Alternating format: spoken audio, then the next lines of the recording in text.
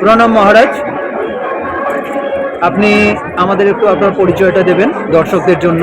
আমি এই রামকৃষ্ণ মঠ বাগবাজারে সেবক। হ্যাঁ, আমার নাম ধর্মরূপানন্দ। হ্যাঁ, এখন আপনারা বলছেন কি সম্বন্ধে বলবো? আপনাদের যে কর্মযজ্ঞ, মানব কল্যাণে মিশন যে কাজগুলো করে সেই সম্বন্ধে প্রচার করতে যদি একটু দর্শকদের হলো প্রচার প্রচার প্রচার। আমরা সারা জীবন আমি প্রচারেতেই ব্যস্ত। আমি ওই যে বইগুলো আছে সেই বইগুলো মানুষের কাছে পৌঁছে দেওয়াটা হচ্ছে আমাদের মেন কাজ। এবং সেইগুলো যা দেখলে আমাদের স্থলে এত ভিড় যে আমরা সামাল দিতে পারছি না। দেখছেন তো, আমাদের পক্ষে দিন ঠাকুর বা ঠাকুরের বই লোকের ঘরে যাচ্ছে এবং যাবে, এটা তারই আশীর্বাদ। আমাদের এর মধ্যে কিছু করার নেই। তিনি তার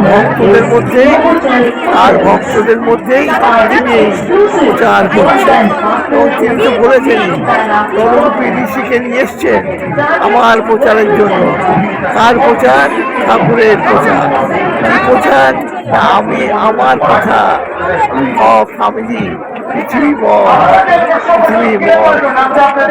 ছড়িয়ে দেবে এবং তাই হচ্ছে।